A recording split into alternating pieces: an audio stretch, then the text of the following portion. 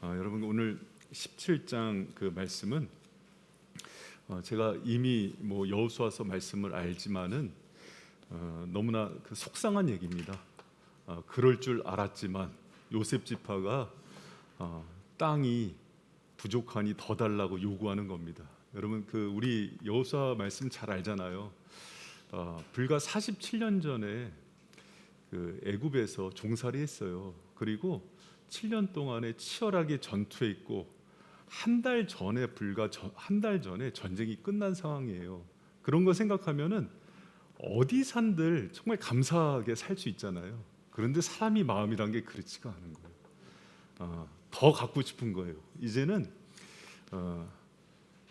힘든 게 끝나니까는 자기 소유와 지분을 요구하는 상황이 된 거예요. 그래서 17장 14절에 보면은 요셉 자손이 여호수아에게 나와서 요구하는 그런 내용들이 나와요. 우리 한번 같이 가정에서도 한번 읽었으면 좋겠습니다. 시작. 요셉 자손이 여호수아에게 말하여 가로되 여호와께서 지금까지 내게 복을 주심으로 내가 큰 민족이 되었거늘 당신이 나의 기업을 위하여 한 제비 한 분깃으로만 내게 주심은 어찌미니이까. 여러분 참 요셉 자손의 얘기를 들어보면은 좀 우라가 치밀어요. 왜 그러냐면은 11번째 아들이거든요. 그리고 자기들도 알아요. 자기들이 하나님께서 큰 복을 줘서 두 지파가 돼요. 에브라임과 므낫세 지파가. 그 정도로 큰 지파가 되고 사실은 나중에 북이스라엘을 대표하는 지파가 에브라임 지파예요. 그리고 므낫세 지파는 이미 가나안 동편에 땅을 또 차지하고 들어왔어요. 그럼에도 불구하고 또 부족하다고 요구하는 거예요. 그러니까 여러분 사람은 가질수록 더 갖고 싶은 게 욕심이죠. 그리고 금방 그 전에 있던 것들을 잊어버려요. 그리고 여러분 불과 바로 전에 이스라엘의 가장 어른인 갈렙이 헤브론 산지 딱 취하면서 가장 어려운 땅 취하면서 동생들한테 모범을 보였잖아요. 다 소용없는 거예요. 그거는 형님 일이고 우리는 우리 땅 취하겠다 그러는 거예요. 여러분 이런 거 보면서 참 가슴 아프고 속상해요. 그러니까 이제 여호수아한테 딱 요구하니까 이제 여호수아가 이 문제를 해결하는 모습이 오늘 이제 17장의 내용입니다. 근데 여러분 여호수아는요 에브라임 지파예요. 요셉 지파예요. 그러니까 손이 안으로 굽잖아요. 근데 에브라임 지파였던 여호수아가 이 문제를 해결하는 모습이 참 은혜가 돼요. 요셉 지파가 와서 그렇게 요구하니까는 여호수아가 했던 얘기가 두 번이나 강하게 강조하는 게 뭐냐면 스스로 개척하라는 얘기를 줘요. 여러분이 17장 15절 말씀 같이 한번 읽어봐요. 시작. 여호수아가 그들에게 이르되 내가 큰 민족이 되므로 에브라임 산지가 내게 너무 좁을진데 브리스 사람과 르바인 사람이 땅 살림에 올라가서 스스로 개척하라. 여러분 이것은 18절에도요 동일하게 반복되는 말씀이에요. 여호수아는 그래 요셉 지파야 나도 요셉 지파다.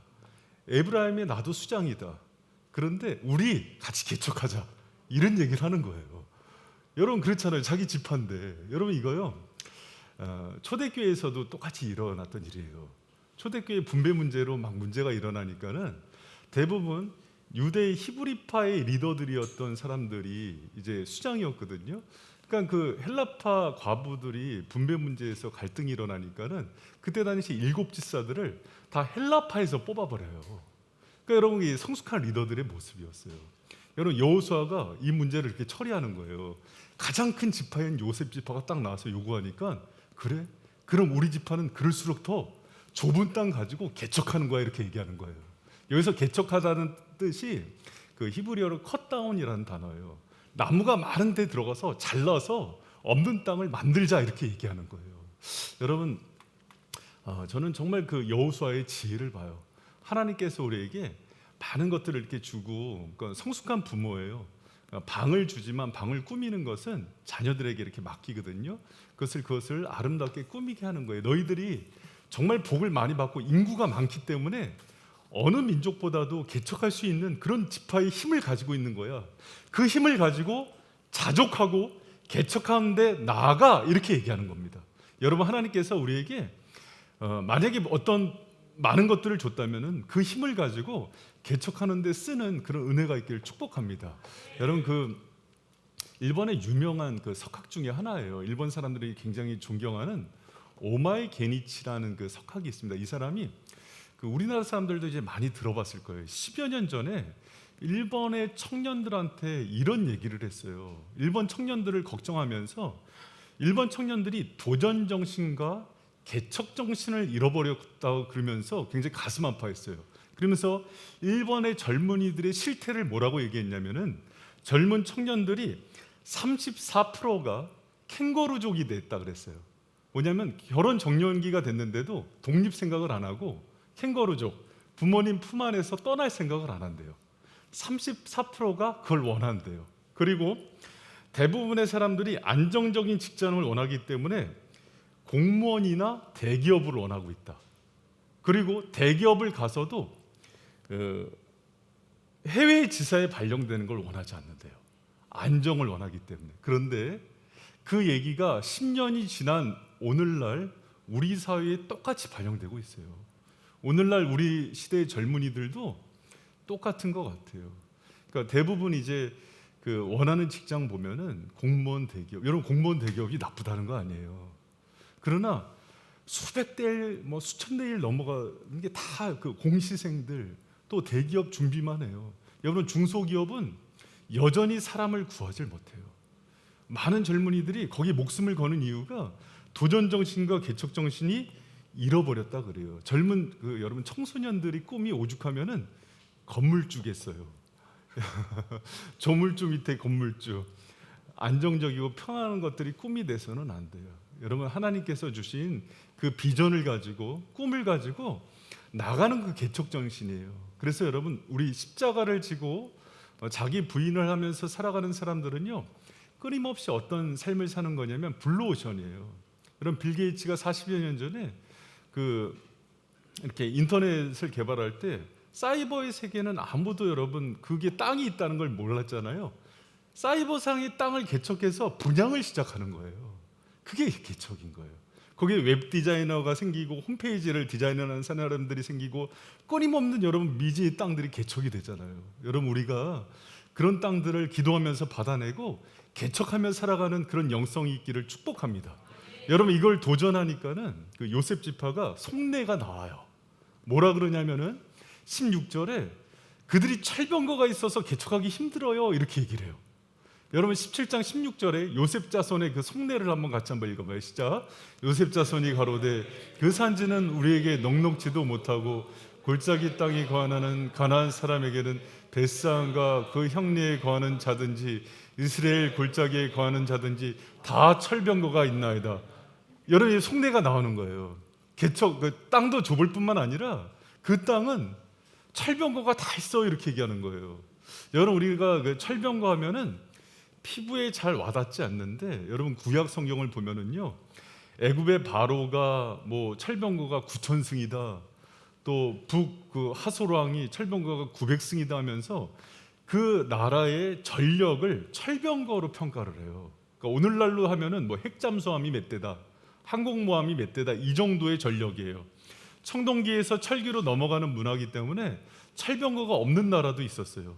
그래서 철병거가 쫙 세워놓고 이게 쫙 그 진군하면서 막 나가면은 막 보병들이 막 정말 막 이 나무들 쓰러지듯이 그렇게 쓰러졌던 그런 아주 강력한 무기가 철병거입니다.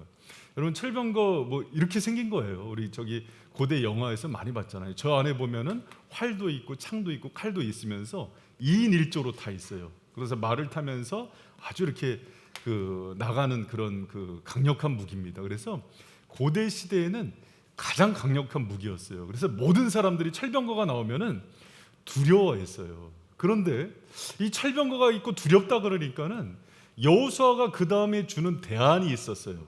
뭐라 그러냐면은 여호수아가 뭐라고 대안을 주냐면은 17절에 여호수아가 다시 요셉 족속 곧 에브라임과 므낫세에게 일러 가로되 너는 큰 민족이요 큰 권능이 있은즉 한 분깃만 가질 것이 아니라 이렇게 얘기해요.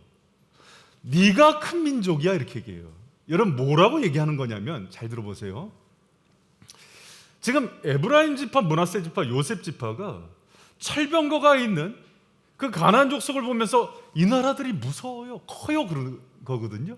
근데 여호수아가 뭐라 그러냐면 아니야, 너희들이 큰 나라야, 이렇게 얘기하는 거예요. 여러분 요거를 잘 들으셔야 됩니다 오늘. 근데 이 관점은 사실은 구약에서 신명기에서 모세와 여호수아가 광야에서 철저히 배운 관점이에요. 여러분 신명기에 보면은요, 모세가 하나님께 이 큰 나라 사람 하면서 가돌고이라는 관점을 가르쳐 주는데, 큰 나라가 구약에서 어떤 개념이냐면 7절, 우리 신명기 4장 7절 같이 한번 읽어봅니다. 시작.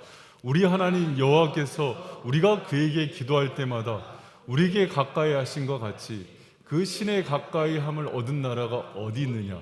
여러분이 모세가 얘기할 때 큰 나라가 어떤 나라냐면 철병거가 있고 땅이 크고 거민이 있고 돈이 많은 나라가 강한 나라, 큰 나라가 아니라 기도할 때 하나님이 그 기도를 들으시고 앞서 싸우는 나라가 가장 강한 나라라는 거예요. 여러분 그래서 이거를 어디서 배웠냐면 모세와 여호수아는요, 이거를 철저하게 광야에서 훈련받고 나온 사람들이에요. 여러분 하나님께서는요 이걸 훈련시키면서 이것 때문에 사실은 가데스 바냐에서 12정탐꾼이 사실은 여호수아 갈렙 빼고 10명의 정탐꾼이 뭐 때문에 하나님께 책망받고 40년 동안 훈련을 받았냐면, 가나안 땅을 보니까는 우리가 너무 메뚜기 같은 거예요. 저들이 강한 거예요. 근데 하나님께서 분명히 믿음의 눈으로 보라 그랬거든요. 너희들이 기도할 때 내가 싸워준다고 약속을 했거든요. 너희들이 큰 민족이고 너희들이 강한 나라니까 나가면은 내가 앞서 싸울 것을 얘기했는데 믿질 못한 거예요. 그런데 다시 요셉 지파가 그 불신에 빠지는 거예요. 그러니까 여호수아가 가르쳐 주는 거예요. 너희가 큰 민족이야, 가르쳐 주는 거예요. 저희들이 철병거가 있더라도 너희들이 기도할 때 하나님이 또 싸워주실 거예요. 철병거가 있더라도 하나님이 능히 그들을 무찔러 주실 거예요, 얘기하는 거예요. 이런 사람들은요 되게 어리석은 것 같아요. 아무것도 없을 때는요 정말 바닥에서부터 하나님을 의지하는 힘이 생겨요. 그런데 그렇잖아요. 아무것도 없었잖아요. 노예였잖아요. 그랬다가 가나안 땅 들어가고 하나님이 주신 힘으로 다 이겼잖아요. 땅 분배 안 되니까 이제 자기 재산 지키는 거예요. 그러니까는 이제 뭔가 챙기기 시작하니까는 뭔가 계산이 들어오는 거예요. 언제 계산하고 살았어요? 우리가 기도하면서 하나님 주신 힘으로 살았잖아요. 그걸 잃어버린 거예요. 그러니까 여호수아가 그걸 확인시키는 거예요. 개척하라. 우리가 처음부터 아무것도 없이 시작한 그 민족이 있지 않느냐. 그런데 하나님이 우리가 기도할 때 앞서 싸워서 승리한 걸 기억하라 그런 거예요. 그러면서 큰 민족 되는 것을 가르쳐 준 거예요. 여러분 그거 기억나세요? 애굽에서 나왔을 때 홍해가 앞에 있고 뒤에서 바로의 군대가요 철병거 9,000승을 보냅니다. 9,000승을 보내요. 9,000승 어떻게 됐는지 알아요? 이스라엘 백성들이 벌벌벌 떨 때 모세가 했던 얘기였어요. 오늘 가만히 있어서 오늘날 여호와께서 너희들을 위해서 하시는 일을 봐라. 그리고 기도하고 지팡이를 들었을 때 홍해가 갈라지면서 9,000승이 다 홍해에서 수장이 됩니다. 여러분 가나안 땅을 점령할 때요 북왕국에서 가장 강력하다는 하솔왕과 싸울 때 900승이 있었어요. 하나님이 우박으로 다쳐서 죽였어요. 그런데 요셉 지파가 한 달 만에 다 잊어버려요. 그리고 철병거 있다고 두려워해요.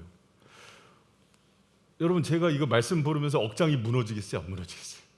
저는요 여호수아가 참 인내력이 대단한 것 같아요. 나 같으면 가만히 안 둘 것 같아요. 이거를 인내하면서 또 교훈시켜 준 거예요. 너희가 큰 민족이야. 큰 민족은 너희들이 지금까지 보지 않았냐. 기도할 때 하나님이 앞서 행하는 게 큰 민족이야. 지금까지 이런 민족이 어디 있었냐. 아무리 큰 애굽이라도 우리가 기도할 때 9,000승을 수장시키지 않았냐. 강력한 하솔왕도 900승을 우박으로 하나님이 무너뜨리지 않았느냐. 그걸 보면서 왜 큰 민족이라 그러느냐. 너희가 큰 민족이라고 얘기하는 거예요. 여러분 저는요 기도할 때 만약에 하나님께서 역사하는 걸 통해서 일하는 그 교회가 큰 교회라면 바이셈이 큰 교회라고 믿습니다. 저는 가끔 이제 설교 준비하면서 기도자가 먼저 내가 할 얘기를 할 때가 있어요. 우리 강 권사님 오늘 바이스는 결코 작은 교회가 아니다. 할렐루야. 여러분 이 시대에 개척 다 안 된다 그럴 때 여러분 기도로 개척을 이룬 교회잖아요. 여러분 이 작은 교회에서 선교사를 세 군데나 파송한 교회잖아요. 여러분 교회가 고령화될 때 우리는 거꾸로 애를 출산하는 교회잖아요. 아멘 안 하는 사람한테 하나님 출산의 은혜를 주시. 지영사분이 아멘 안 했어. 젊어지는 교회잖아요. 주일학교가 살아나잖아요. 할렐루야. 옥존선이 아멘 안 했어. 주님 저 여인에게 태의 열어주시. 아니 그런 가정에서도 임할지어다. 이거 할렐루야. 여러분 저는 좀 가슴이 뛰어요. 왜 그러냐면 12년 동안 하나님께서 우리가 기도할 때 행하신 일들이 너무 놀라워요. 여러분 교회는 규모가 큰 교회가 아니에요. 우리가 기도할 때 하나님께서 어떤 역사를 이루시는지를 주목하는 저와 여러분 되시길 축원합니다. 여러분 하나님은요 우리의 기도를 신실하게 응답하셨어요. 그리고 지금도 우리가 기도할 때 역사하시는 하나님이신지를 믿으시기 바랍니다. 여러분 그 정체성을 잃어서는 안 돼요. 막 보니까는 저기 돈 많이 버는 사람이 커 보이고 좋은 대학 다니고, 우리 청년들 잘 들으세요. 좋은 대학 다니고 좋은 회사 다니는 사람이 커 보이 그렇지 않아요. 누가 과연 큰 사람입니까? 하나님이 주목하고 있는 사람, 지금도 우리 기도에 하나님이 귀를 기울이고 있는 사람, 우리 신음소리마저도 하나님이 흘려듣지 않는 그 사람이 큰 사람이란 말이에요. 여러분이 자기 정체성에 대해서 그렇게 소홀히 생각하세요? 여러분 제가 말씀을 묵상하는데 내가 굉장히 큰 사람이더라고요. 키만 큰 게 아니더라. 할렐루야. 오늘 아멘 하는 사람 하여튼가 태 열매가 맺혀. 주여 우리 코로나인데 하여튼 좀 날도 더운데 그냥 할렐루야. 우리 가정에서 한번 웃으시라고 얘기하는 거예요. 여러분 정말로 여호수아가 오늘 그 본문 가운데 개척 힘들어요 할 때 그 강력하게 얘기하는 거예요. 철병거 때문에 어려워요 할 때 포인트가 거기 있어서는 안 된다. 너희들이 정말 강력한 나라다. 큰 나라의 본질이 뭔지 아느냐? 하나님께서 기도를 통해서 역사는 그 나라야. 이렇게 가르쳐 주는 거예요. 여러분 우리가 지금까지 일구원 역사의 방법을 알잖아요. 여러분 어느 나라를 하나님께서 누구를 기도할 때 그 음성을 들으시고 함께 동행하시고 신실하게 응답해 주는 사람이 누가 있냔 말이에요. 여러분 만유의 주인이신 우주를 창조하시고 말씀으로 해와 달을 지으신 그분이 왜 하찮은 내 기도를 들으시냔 말이에요. 왜 내 음성에 이렇게 반응하시고 이렇게 하나님이 신실하게 그 하나님이 나와 동행하시는 믿는 저와 여러분 되시길 축원합니다. 그 사람이 큰 백성이고 큰 민족이고 큰 교회임을 기억하는 저와 여러분 되시길 축원합니다. 우리 교회가 큰 교회가 되길 축복합니다.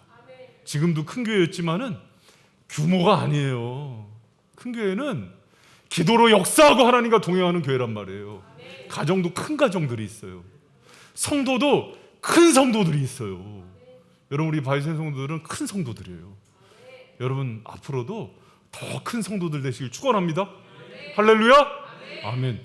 여러분 지금 우리가 생활 형편 보면서 여러분 그 에브라임 족속과 같은 그런 메뚜기 의식이 있을 때가 있어요. 성도들이 가끔 자기 스펙 보고 자기 사는 집 보고, 그래 나도 임대 아파트 산다 왜? 그래도 내가 장동건 163억 사는 사람보다 내가 더 크다 왜? 그게 세상 사람들이 들으면 미친 거죠. 그런 애로는 저는 확신합니다. 하나님 그렇게 일하시는 거예요. 그리고 그걸 정체성으로 갖고 나가라고. 여러분 보세요. 에브라임 지파, 므낫세 지파 작아요. 실제로 작았어요 지역이. 그거에 주눅 들지 말라 그러는 거예요. 너희들 크지 않느냐. 실제로 야곱이 축복할 때 에브라임 므낫세를 엇갈리면서 축복하면서 너희들이 담장을 넘는 나무처럼 축복하겠다고. 너희들이 뿌리가 정말 그 샘 옆에 나무처럼 그렇게 번성하겠다고 얘기하지 않았느냐. 할렐루야. 여러분 그걸 붙들고 나가는 게 참 성도인 거예요. 여러분 그 말씀대로 살아가는 저 여러분 되시 축원합니다. 여러분 그런데 제가 말씀을 묵상하면서 정말 놀란 것은 사실은 여기서 딱 끊으려고 그러다가 18장 1절을 묵상하면서 여호수아가 진짜 영적 지도자라는 걸 알았어요. 왜 그런 거 아니? 여러분, 사람들은요, 기억해 보세요. 사람들은 맞는 말을 듣는다고 움직여요, 안 움직여요? 안 움직이죠. 그래요. 뭐 에브라임 지파들 틀린 거 얘기했어요. 그래서 여호수아가 어른으로서 또 에브라임 지파의 수장으로서 혼냈어요. 그럼 고쳐질까요? 사람 그걸로 변화 안 됩니다. 여러분, 저도 목회 오래 하지만은 뭐 청년들이나 이렇게 사람들 그건 틀린 거야 말씀으로 권면한다고 안 바뀌어요.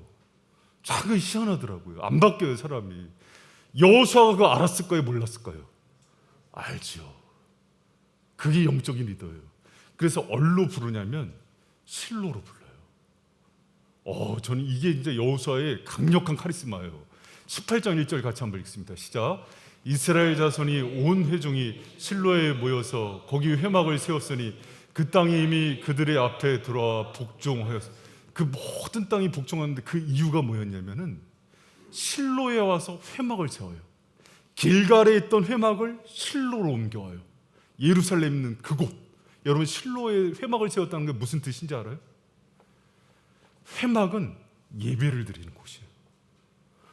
저는 여기서 한번 성강처럼 번뜩 뭐가 지나가는 거예요. 여러분, 여호수아는요 1장서부터 보면은 요단을 건넌 후에 항상 12돌비를 씌우고 할례를 행하고 유월절을 회복하고 또 아이성 전투에서 패배하고 다시 승리한 후에 에발산까지 30km까지 가서 다시 예배를 회복하고 또 정복전쟁이 끝난 이후에 분배에 문제가 생기니까 또 제일 먼저 한 게 실로에다 회막을 세우고 다시 모든 지파를 세우고 예배를 세워. 왜 그랬을까요? 여러분, 이 영적 리더들의 특징이에요. 모든 문제들이요 하나님께 밀고 그 하나님으로부터 해결받는 중심이 뇌관이 예배에 있다는 걸 아는 거예요. 여러분, 이거는요 너무 중요한 비밀이에요. 여러분, 우리 인생에 있어서요 예배는요 우리를 살게 하고 정말 사람이 있어서 이 심장과 같은 거예요. 예배가 무너지면요 모든 것이 무너져 버려요. 여러분, 그래서 여호수아의 1장서부터 마지막 끝날 때까지 24장도 가서 보면은 또 아바드 섬기다 하면서 하나님께 예배할 걸 얘기해요. 왜? 사람을 사람 되게 하고 살리고 하나님 앞에서 힘을 주고 모든 에너지를 주는 중심에는 하나님에 대한 예배가 있다고요. 여러분, 저는요 지금 이 코로나19의 가장 큰 문제는 뭐라고 생각하는지 알아요? 바이러스 문제가 아니에요. 경제 문제도 아니에요. 예배 문제예요.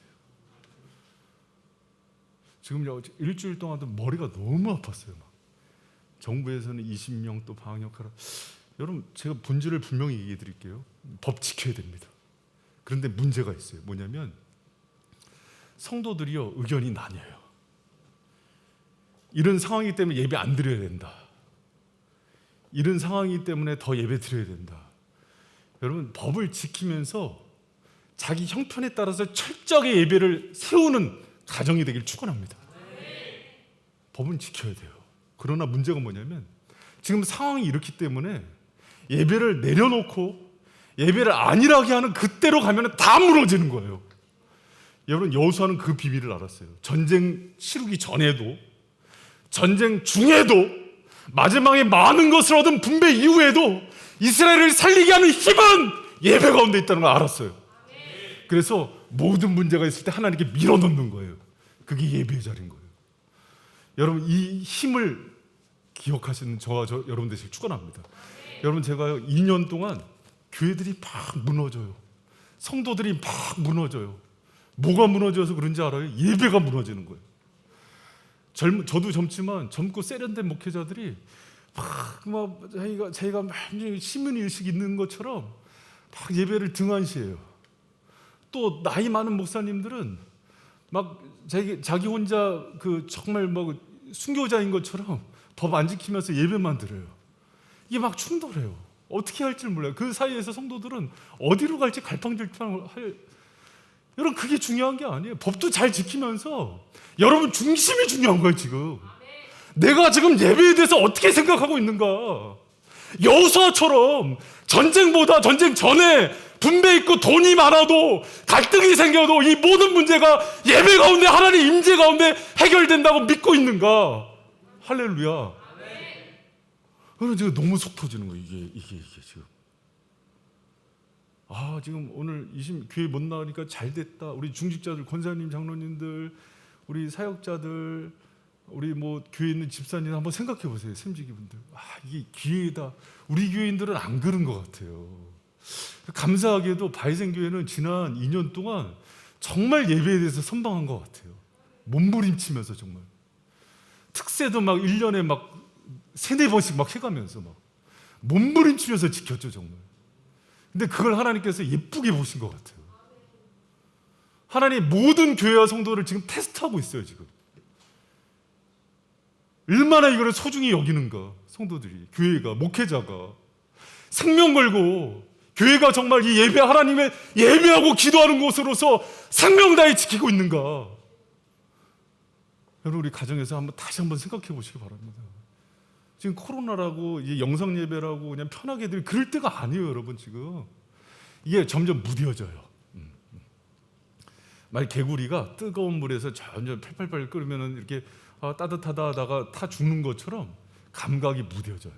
안 드려도 괜찮은 것 같아요. 그런데 거기서부터 영적인 파탄이 일어나요. 예배가 무너져 버리면요 여러분 인생 전체가 무너져 버려요. 여러분 여호수아 전체는요 그거의 중요성을 너무 강력하게 얘기해요. 여러분 우리 새벽기도 하시는 분들은 알 거예요. 일주일 동안 새벽기도 하다가 끊어버리잖아요. 그리고 벌써 육성이 드러나 버려요. 막 말이 거칠어지고 생각이 엇나가고 예배 한 2주 쉬어보잖아요. 벌써 우리가요 하나님과의 그 생명줄이 끊어버리잖아요. 살 수 없는 존재예요. 근데 이게 점점 끊어지고도 살 수 있거든요. 그러면 영적인 힘으로 사는 게 아니라니까요. 육성으로 사는 거예요. 여러분 C.S. 루이스라는 사람 알잖아요. C.S. 루이스가 옥스퍼드대 교수고 20세기 최고 인문학자였잖아요. 이 사람이 나니아 연대기 이런 거 환타지 소설 만들 때 사람들이 그랬어요. 왜 애들 만화 영화 같은 공상과학 같은 이런 거 썼냐고 당신 같은 석학이. 그랬더니 이 사람이 했던 얘기가 이거예요. 아이들에게 보이는 것이 전부가 아니라는 것을 깨닫게 해주고 싶었다고. 세상이 보이지 않는 하나님이 계시고 그분이 온 우주를 통치하시고 그분께 예배하는 것의 가치와 능력이 얼마나 크고 위대한지를 알려주고 싶었다고 그랬어요. 여러분 우리가 이 시간 예배할 때요 악한 영들이요 떠나가고 흉한 결박이 벗어지고 우리의 영적인 가치관과 생각들이 조율되어지고 여러분 우리 제약들이 끊어져 나가는 것들이 그런 역사들이 이 가운데 일어나는 거예요. 이게 여러분 학교나 이런 데서 일어나는지 알아요? 그렇지 않아요. 수십 년 먹은 여러분 악한 질병과 죄악들이 막 끊어지는 역사들이 일어난다니까요. 인생관과 가치관이 방향이 바뀐다니까요. 인생에 소망이 생긴다니까요. 다시 한번 여러분 그 역사들이 예배 때 하나님께서 주시는 거예요. 생명의 역사들이 일어나고 거듭남의 역사들이 일어나고 새 생명의 역사가 이 가운데 일어나는 거예요. 여러분 그게 예배의 은혜예요. 여러분 예배를 누리는 저와 여러분들이 축원합니다. 그 비밀을 여호수아가 알고 있었어요. 참 기가 막힌 여러분 저는요 목회자가 리더들이 이 예배의 비밀을 모르면 자격 없다고 봐요. 그건 리더 아니에요. 하나님께 그냥 예배 드리는 거 덜렁덜렁 드리고 그냥 준비 없이 드리고 그건 여러분 리더 자격 없어요. 생명 다해서 여러분 그 가정에 있는 우리 가장들 잘 들으시기 바랍니다. 당신들이 가정의 영적 제사장이에요. 지금 코로나 상황에서 아이들, 아내들 챙겨야 돼요. 예배 드리게 하셔야 됩니다. 안 그러면 사단이 여러분 우는 사자처럼 당신 가정을 무너뜨리는 거예요. 부모들이 책임 있는 거예요. 여러분 이 시대의 청소년들이 왜 비전을 잃어버렸는지 알아요? 어느 순간인가 20시에 빠져갖고 애들이 학원에 가니까 예배를 못 드리니까 꿈을 못 꾸는 거예요. 그러니까 무슨 도전 정신이 생기고 무슨 꿈을 보겠어요. 하나님을 만나야 비전이 생기는데. 여러분 다시 예배의 자리로 사자처럼 일어나서 돌아오시는 여러분 되시길 축원합니다. 여러분 예배가 여러분을 살리는 거예요. 여호수아는 그걸 알았어요. 땅이 없을 때에도 전쟁 중에도 많은 땅을 얻은 후에도 동족 간의 갈등이 있을 때에도 예배 자리에 하나님께 밀어넣었을 때 하나님의 성령을 통해서 해결하는 그 은혜 가운데 폭포수와 용광로 같은 그 은혜 가운데 역사들을 기대하는 거예요. 여러분 그 맛을 아는 사람들은 평생의 예배의 자리를 떠나질 못해요. 저런 주중에 얼마나 속상했는지 몰라요. 제가 20명으로 정부에서 딱 해놓고 기독교 또 단체에서는 20명 비대면 자유롭게 해라. 정부에서는 예배자만 해라. 이게 공문이 몇 번씩 오는 거예요. 공식적인 입장 발표도 못 하겠고. 어떻게든 이거 예배를 살려야 되는데, 그러니까 다 무시하고 가는 교회, 그거는 아닌데, 또 어떤 교회는 또 잘났다고 예배를 안 드려요. 그건 더 아닌데, 그거는 진짜 모르는 건데, 저 목사님은. 여러분, 교회 예배 안 드리는 거 칭찬하지 마세요. 그거 정말 잘못된 겁니다. 그거 뭐 시민의식 있다고 그렇게 얘기하지 마세요. 그거 미친 겁니다. 그거는 성도들은 예배해야 사는 거예요. 이거 믿습니까? 교회는요, 예배하는 곳이에요. 기도하는 곳이에요. 하나님의 말씀을 전하는, 아름다운 로이드 존스 목사님이 얘기했죠. 아름다운 미담이나 만들고 그냥 시대에 의식 있는 척하는 곳이 아니에요. 그 사단에게 속는 거예요. 생명이 전선이란 말이에요, 이곳은. 근데 뭐 어느 교회 갔더니 예배 안 드리던데요, 목사님. 그걸 말이라고. 이건 그게 무슨 자랑입니까? 너무 속상해요, 그런 얘기하면. 어떻게든 여러분, 북한 동포들, 북한 그 법이잖아요. 예배드리면 안 되는 거. 그 지하에 들어가고 예배드리고 생명 걸리면 총살 당하고 목숨 걸고 예배 지켜야 되는 거 아니에요? 그러나 코로나 상황 속에서는 지혜롭게 해야죠. 그 갈등 속에서 예배를 내린다? 말이 안 돼요. 몸부림쳐야 됩니다, 여러분. 가정에서 몸부림치고 법의 테두리 안에서 어떻게 하면 하나님께 영광을 더 드리고. 그래서 여러분, 제가 작년에는 가정마다 신방하면서 예배드리고 어떻게든 그냥 예배드리려고 몸부림친 거예요. 우리 샘지기분들, 세먼들 돌보시고 각 그 부서 사역자들, 부서장님들은 아이들 예배했는지 다시 확인하시고, 오늘은 제가 일일이 전화할 거예요. 전화 받아주세요. 예배 드렸는지 확인할 겁니다. 그러니까 샘지기 오늘 설교 내용 뭔지 확인할 거예요. 확인할 겁니다. 네. 죄송합니다. 제가 너무 중요해서 그래요. 너무 중요해요. 생명이 걸린 문제. 우리 이때일수록 더 깨어서 기도하고, 여호수아가 여러분 왜 이 갈등 속에서 갑자기 실로로 회막을 졌는지 다시 한번 생각해 보세요. 분배 잘하면 되는 거 아니에요? 시스템 잘 만들어주면 되는 거 아니라니까요. 시스템 아무리 잘 만들어도 사람의 죄성은 끝나지 않아요. 그걸 알았던 거예요. 우리의 문제는요, 하나님이 그 자리에 지성소에서 우리의 영혼이, 심령이 성령으로 녹아질 때 끝나는 문제예요. 사람은요, 똑똑해지고 많이 배우면요, 그 머리로 고급스럽게 죄를 져요. 자기 중심으로 써요. 성령이 일하시기 시작해야 돼요. 그게 예배의 자리에서 하나님의 심장과 맞닿을 때 역사가 되는 거예요. 그 은혜가 임하길 축원합니다.